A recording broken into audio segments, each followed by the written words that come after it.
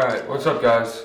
Matt here again from FilterGrade, and today I'm going to be going over how I develop my color film at home. It's just a super easy process that a lot of people are intimidated by just because of the chemicals and all the equipment, but I promise once you put the upfront cost into it and you kind of get a better understanding of everything, it's going to save you a whole lot of time and money. So let's go ahead and jump into it. What you're going to need to start developing your film is first and foremost the chemicals. These are going to be linked in the description. It's just a classic color 41 or C41 color negative film chemistry kit. We'll put a picture of it on the screen.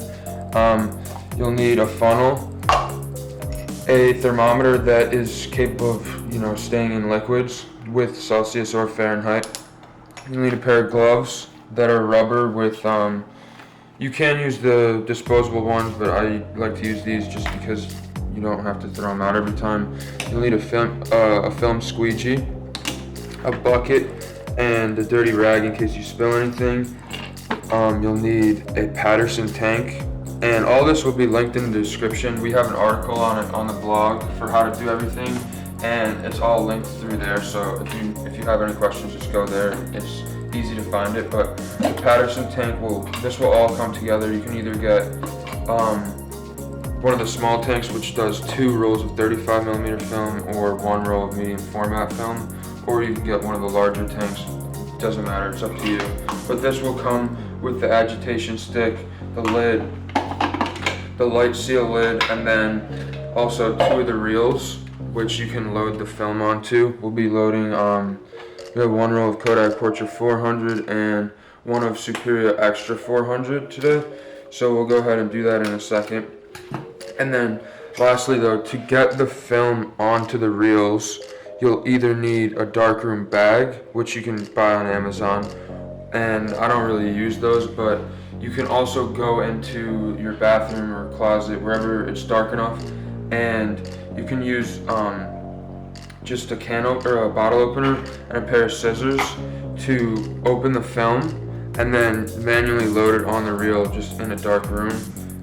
Once you get it onto the reels, you put it back into the tank, cover it with the lid and everything, and you can do the rest of it with the lights on. So it's a super easy process. You don't have to be in the dark the whole time. That's a big misconception a lot of people have. So I'm gonna go ahead and load my film onto the reels, and then I'll meet you back at the sink. See you in a bit.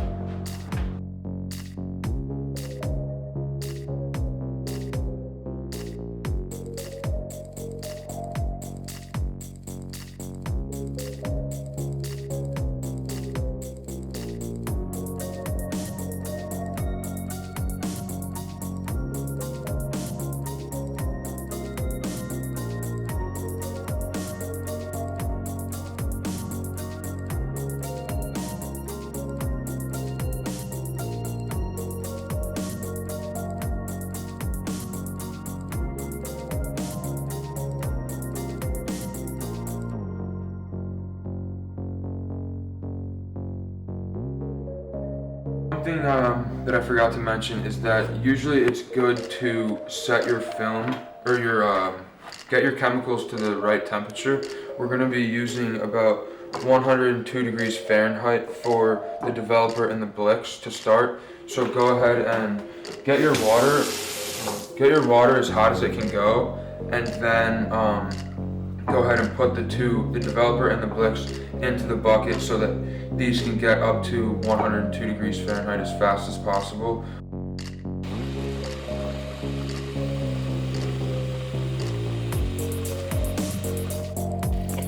Alright, so now I'm going to go ahead and go into my bathroom, turn off all the lights, and put a blanket over the edges so that no light gets in, and then put the film on the reels, and I'll be right back to start developing. Alright, so I'm back from the darkroom, and the film is loaded up on the reels in my Patterson tank, and we're going to be following a process that it's just on the direction sheet that comes with the film chemicals that I buy, that's linked in the description. We'll post a picture of that here and also down below so you can just follow it. It's super easy. There's only 5 steps. First is water for about 1.5 minutes. Next is the developer, which is about 5 or so minutes, 3 or 4 minutes. I'll put everything in on the screen. Next is the Blix, which is basically like a bleaching process. That's for about 7 minutes or so. Then there's water again, rinse for 2 or 3 minutes, and then you finish it off with a stabilizer for about 1 minute. Like I said, everything, I'll put it below in the description, and also I'll just have it on the screen so it's easy to follow. But let's go ahead and check the temperatures to make sure that everything is right. You're going to want to have the developer and Blix set to about 102 degrees Fahrenheit. A lot of times it takes a while to get to the exact temperature you're looking for, and I've experimented with using like anything from between 90 degrees Fahrenheit to 110 degrees, and you're not going to see that much of like a huge difference regardless of what your temperature is set at. But I know there are a lot of photographers out there that like to be kind of precise with their temperatures, but it's up to you. So we're at about 98 degrees, so I'm going to go ahead and get started. Like I said, the first step is water, and the water should be about 100 degrees as well, around there. So just use your thermometer to check it out, and then we'll go ahead and start the timer. I'm just going to be using my phone for a stopwatch timer. You can buy one of the darkroom timers, but it seems like a bit of a waste of money to me. Alright, so we're at about 100 degrees.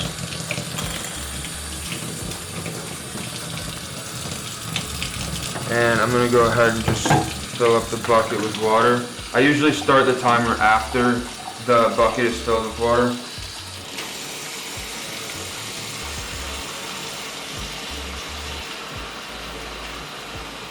Okay, so the timer started, and I'm going to leave this go for the first minute, from 0 until 1 minute, and then we're going to dump the water out and switch in with the developer. Okay, so my next step is usually just put the gloves on because we're about to start working with the chemicals. Now that I know my chemicals are at the right temperature, I usually like to give them a good shake just to make sure everything's mixed around and not settled at the bottom. We're coming in at about 1 minute right now, so go ahead and turn off the water. Alright, and then I'm going to just dump the water out. Sometimes you'll see a little bit of color. Depending on what film, you might get a red or brown tint, but usually it'll just be clear or a little orange. Now we're going to just dump the developer in, and be mindful of what time you're putting the developer in. I usually am done putting the developer in my tank by 1 minute and 30 seconds, and I start my agitation for 10 seconds. And we're going to be leaving this in the developer until 5 minutes, and we're going to be agitating every 30 seconds. And I'll show you what an agitation will look like. Once you're done with the agitation stick, you can go ahead and put the lid on.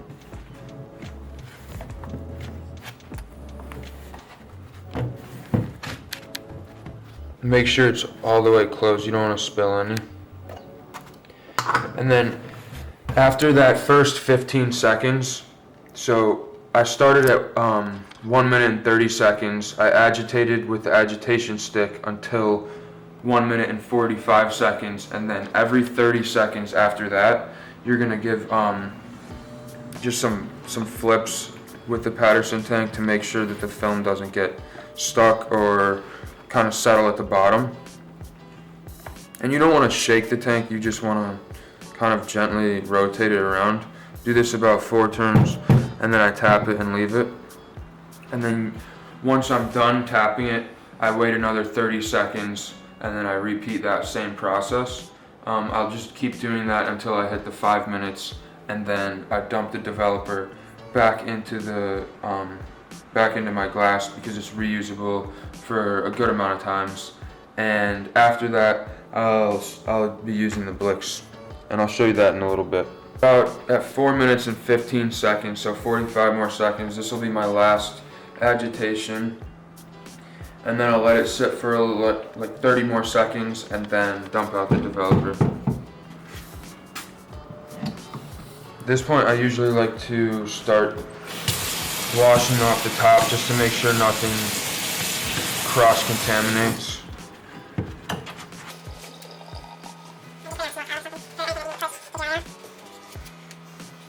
So we're at 5 minutes, so I'm going to go ahead and dump out the developer back into the developing tank.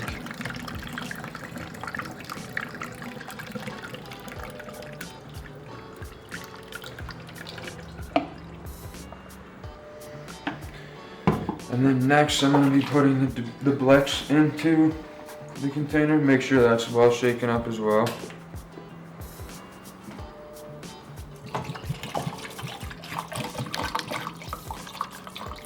So the Blix I usually do from about 5 minutes and 30 seconds until 12 minutes with the same kind of repeated process with the agitation stick for the first 10 to 15 seconds. And then put the lid on and do flip agitations every 30 seconds after that.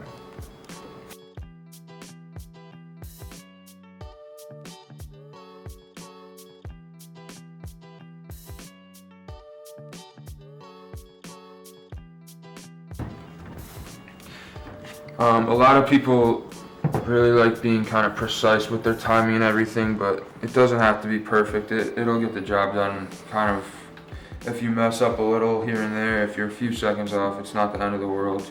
If anything, you might see some different results, but it's not such a difficult process that if you mess up by a few seconds, then you won't be able to see your photos at all. So kind of eliminate that fear.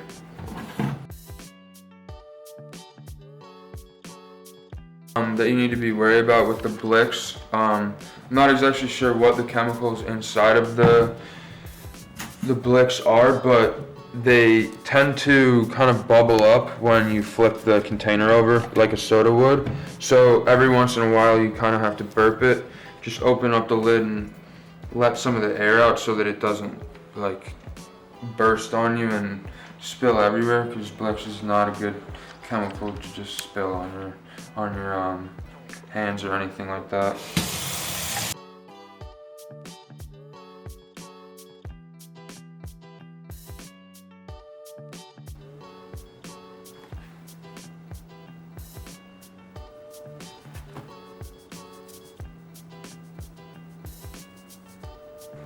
Alright, so we're back and we're at about 11 minutes and 15 seconds. So I'm gonna go, the next step is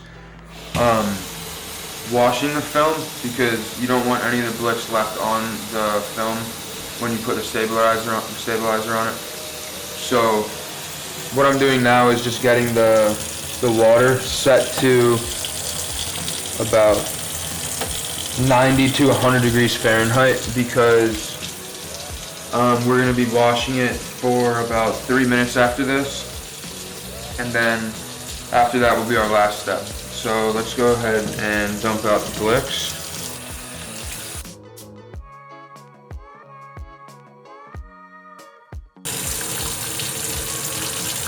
I like to try and dump all of this out because I don't want any of it left in there.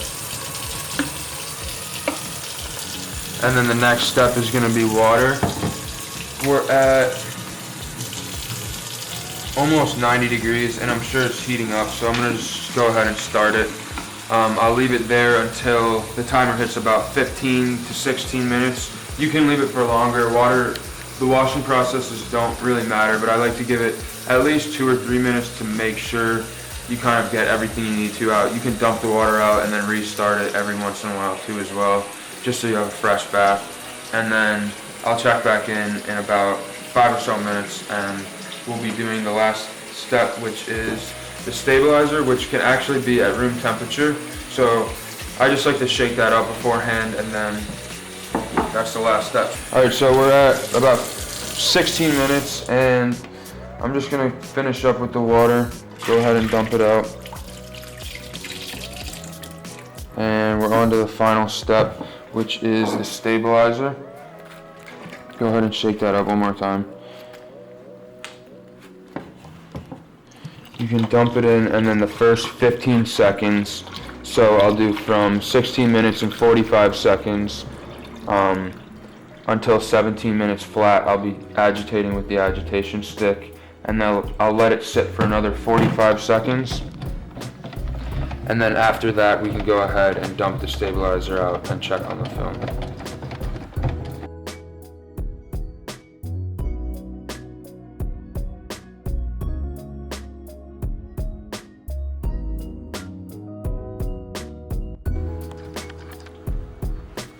Alright, so we're rounding about a minute with the stabilizer in. I'm gonna go ahead and dump it out.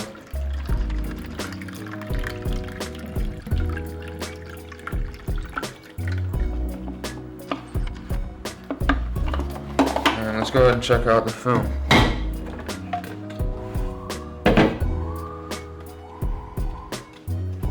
Awesome, so we'll take off the first roll. Sometimes it might get caught on the reels a little bit. One of my reels is kind of broken, so sometimes it gets stuck, but you can see the photos now if you look.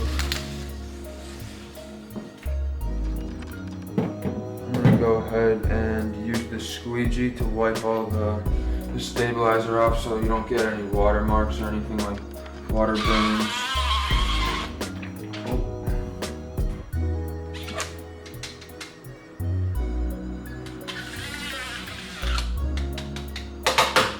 Alright, and then the next step is going to be just to hang the film up. I like to do it in the bathroom as well because it's the area in my house with the least amount of dust.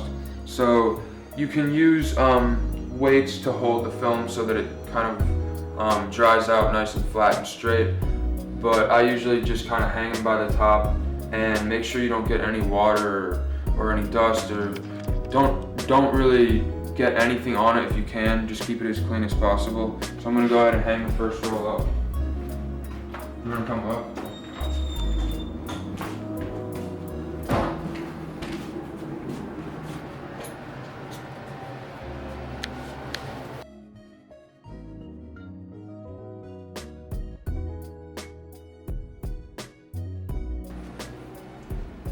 Alright.